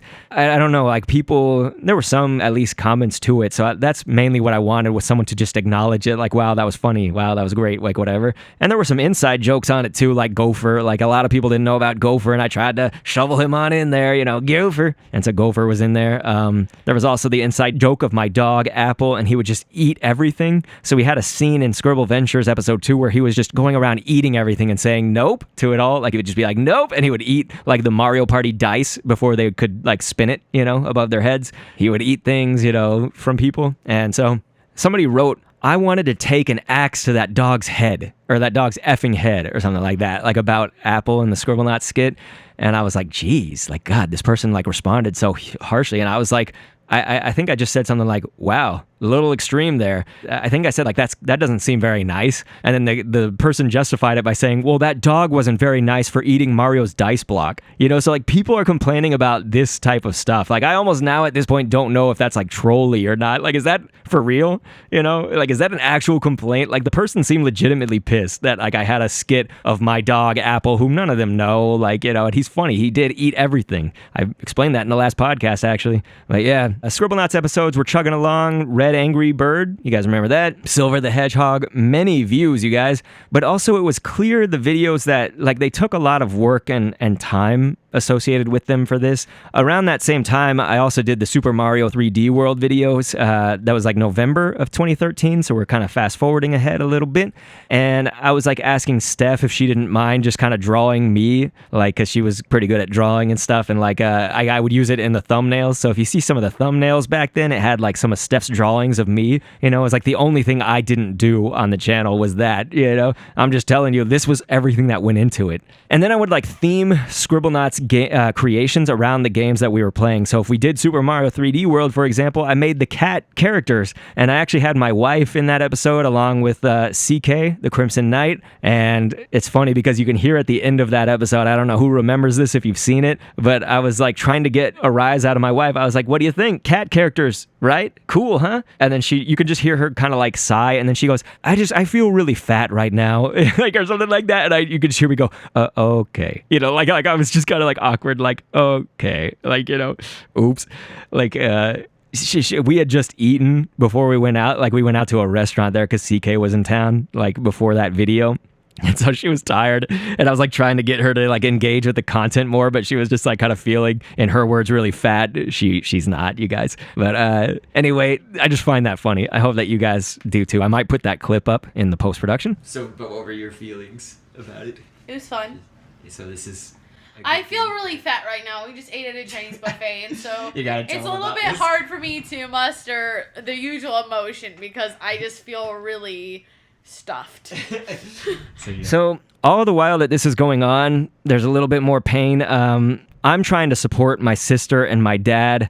They were really butting heads. You know, like, they just have that personality with each other where they kind of have like a similar stubbornness. And my mom had died, right? They both took it really hard. I was like the most composed, and I wasn't taking it as hard. Clearly, I was taking it some way, right? Like, I felt bad, right? This is my mom. I was sad, right? I was hurt, but like, it wasn't tearing down my core of who I was. And it might be that part of my coping with the grief and the death was to support them, the dad and sister. That might have been my way to kind of like deal a little bit, but I'm like a caring heart, right? I like to think.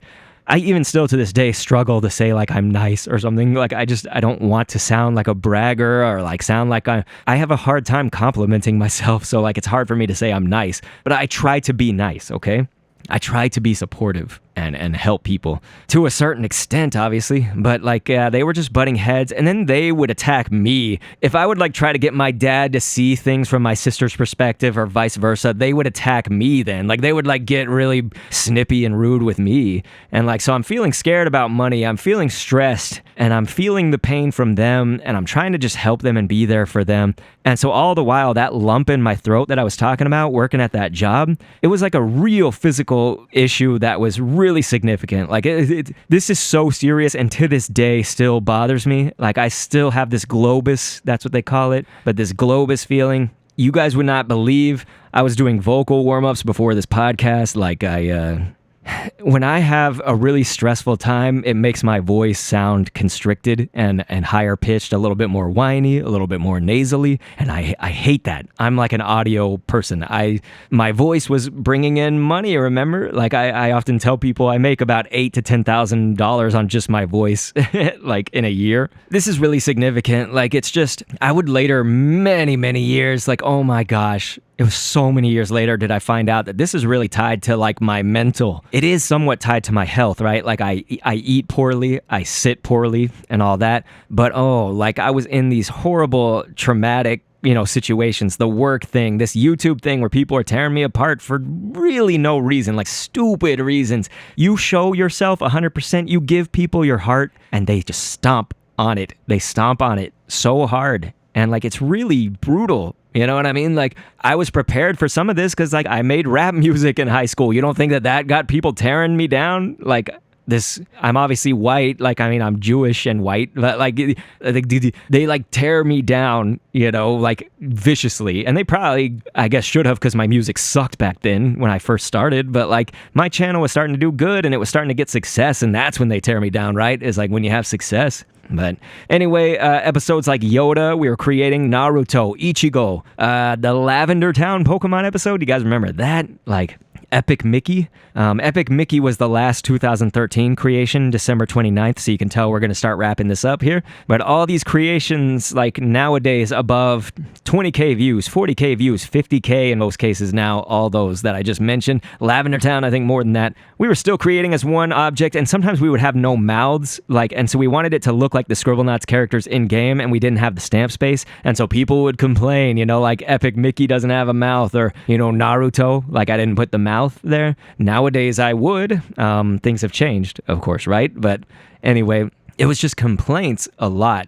And so I don't want to make it sound like it was all only horrible. I was also meeting people that were like really great, and the channel was obviously expanding, which I wanted. I wanted to grow. Like, I did have this thought in my head. I didn't ever think, you know, like that it was real, but it was almost like E3. I thought of E3 as like I'll never get to go, but I'm going to hold this as a dream. It's not going to happen, but I'm going to like just sort of have that as like my stars in the sky dream. So making some good money, let's call it, like making YouTube my job became my stars dream. Okay? And so like the fact that I was actually succeeding, like YouTube is hard. All right? Like I don't give a poop what anybody tells you. Like it is the hardest work I've ever done. And I've told you guys how many different jobs and practices I've like worked or whatever. YouTube and content creation is the hardest. You are everything. You're not just one. Remember when I was working at Zillion, I was like doing some pretty complex market research, sure. But like I was like a market research and data entry analyst. That was like my job, right? Sure, I did a few other things, but like not really. Like that's my job. On YouTube, your job is insane. You're this PR person, right? You're like marketing person. You're trying to entertain people, so you could be an entertainer in that regard. A writer, oftentimes, if you're not writing your stuff, then you're still maybe storyboarding something or like kind of going in that direction. Filmmaker for some people. Voice actor, you know, broadcasting, audio engineer, like, you know, you do the audio for it. Video editing, Photoshop, you do your thumbnail templates. So you're like kind of graphic design. Maybe you make graphics for your videos. If you're a nice person or you want to help people, then you're also like a, what is that? Like a brand ambassador or whatever? You're like a social media manager, you know? You're like a therapist for some people. Like people all the time come to me for their problems because you make relationships with people. So you're like a relationship, like a creator of relationships, and you have to maintain those, you know? Like it's everything. Like YouTube is everything. Meanwhile, they probably want you to be good at the video game you're playing, or if you're not good, you got to be like funny or have something else to you. Like think about how do you be like a movie star? Like not everybody can just go be famous or whatever. Like YouTube is like trying to be famous and then you don't get the money for it and you get like direct hatred. You know, movie stars get hatred, but they like probably can just laugh it off in their yacht or whatever or not have to face it. I have to face it like every day. And that's what 2013 was starting to teach me, was that I was facing it. Okay? Like, I look at my comments, all right? Like, I think it's something that makes me great. I think some people would be like, don't read the comments. Just don't read them. It was what made me great. It was what made the series great. Scribblenauts was great because of you guys. Like, you guys that are out there, I'm sorry, I'm not trying to cry. So, like, you guys that are out there made me great. And then the other people, they're not listening to this anymore, but, like, they tore me down at the same time. So, again, if I didn't read the comments and I didn't be supportive of people and I didn't be who I am, I wouldn't have succeeded. Like, I really don't think that my channel wouldn't be the same, at least. Like, so we would be talking about very different stuff if that was the case, I would say. So I think I'll just kind of have this like ending note, right? Is like 2013 really was the year that made me believe that it was possible to make it big on YouTube, or like that it could possibly happen. And I hadn't ever really had that prior to that, you know? I had never really had that thought. It was also the year that really started what would be the hardest journey that I've taken in life, probably, I'm going to say. We're talking about like difficult times emotionally and physically, but also literally in work, like being hard. I just mentioned how hard all that work is. You know, and just also working myself to the underside of bone. Like I'm just working myself to the bone completely. And so 2013, you know, it laid the groundwork for a future where the glue keeping my family together was now withered and broken. It was gone. And it was also a future that would have a new kind of like deep pain and trauma to start with, but also a future that, you know, 2013 was the springboard for in building a new community of creative individuals, impacting lives of like hundreds of thousands of upon millions of people eventually, and accomplish things that people never thought that I ever would or could, to include myself sometimes.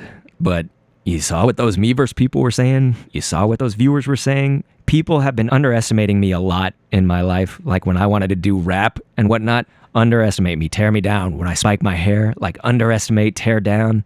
I just have like such a connection with, and it's not good too, but I have such a connection with this pain of people tearing you down when you're just trying to like express yourself in a way that hopefully doesn't hurt others. That's the point, right? I'm not trying to hurt other people. I'm just trying to help them. And we did. We would go on to help a whole lot of people. And so 2014 is going to be a podcast that probably won't be as long as this one. This might be one of the longest episodes, but 2014 is really going to be establishing Scribblenauts as like the sole series, because I just told you guys how many different series I was doing.